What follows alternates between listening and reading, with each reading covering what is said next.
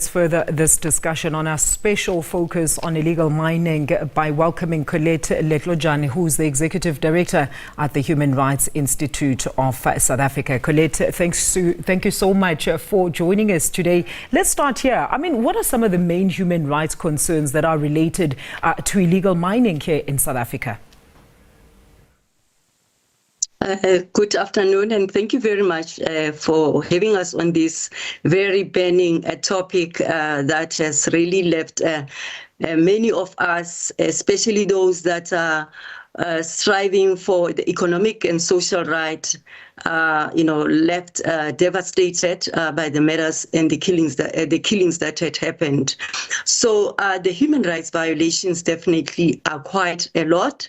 I remember sometime last year when a request was made pleading that protection must be provided in assisting those that were stuck under the mine, and there was dragging of feed or response from the side of the state. And we see that many people have lost life. I think the government needs to take that responsibility, because now there are resources that are now pumped in to remove those majority of people that have died as a result of being left under. So the right to life and the right to access social and economic right as well. That right has been violated. As you know, that South Africa is a state party to the African Union, and the African Union has got what to call Africa mining vision.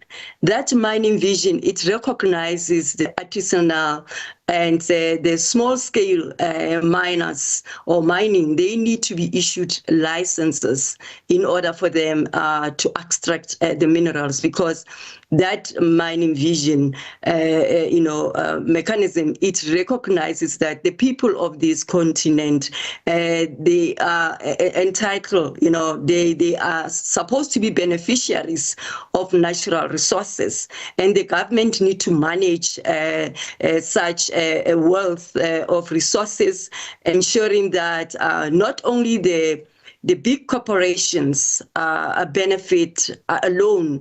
There is a balance of, enjoyment of this right. There has been also concerns that are raised that although there was a question raised that these illegal miners, they are costing the country billions of money. The country is losing a lot of resources. But we know that there's looting of resources, and we know that there are some resources that are leaving the country without proper, checks and management. So there's a need for the government to really hear the voices of communities that are recognized as important stakeholder that should be benefiting on these natural resources.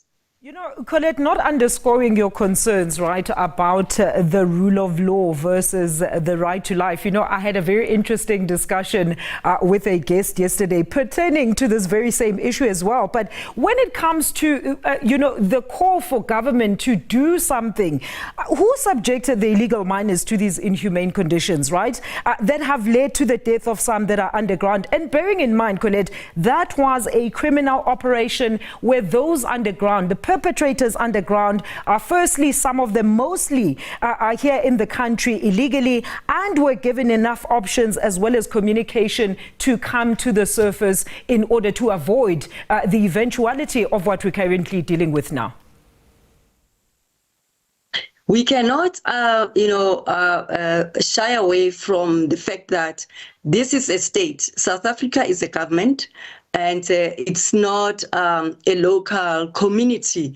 It's not under some hands of few people, but it is a government. It has got a national, it has got provincial, it has got local government. Now, when the government is being elected or is managing its affairs, the political, the human rights, the rule of law, they are required to exercise their duty as the state and to ensure that they provide protection to every individual who is found on the country. The fact that people have entered the country illegally, that raises concern about law enforcement. It raises concern about our intelligence as well, because the number of those that have been found, where even reports of abductions and trafficking of people that have been brought into South Africa, it really is a serious concern to citizens that we really are having a law enforcement that is not capable of exercising its responsibility. How many times have we heard that we have illegal people, movement of people in the country, and you wonder, where is law enforcement? Where is an intelligence? Are we not supposed to be even as a state working with citizens, working with communities so that we can identify the perpetrators that are entering the country illegally? What about our borders? Do we have proper running, well-managed and functioning border post where people, when they enter, there's a proper, checks, there's proper, issuing of documentation, and those that are entering illegally, so that they get dealt with.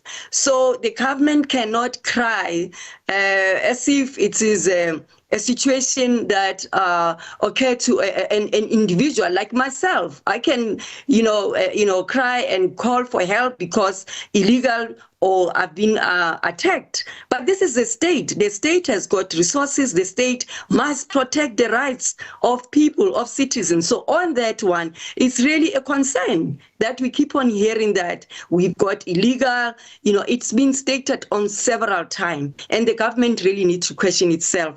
Why are they not able to protect the citizens? Security of every individual is in country. It's under their hands. They're the ones who's supposed to do so. And the intelligence, where is it in all this time? Now, the situation has really disintegrated to the levels whereby we receive so many people. And we've got list and list of number of people from the region that have ended up dying as a result of our failure to exercise, to enforce the law in the country.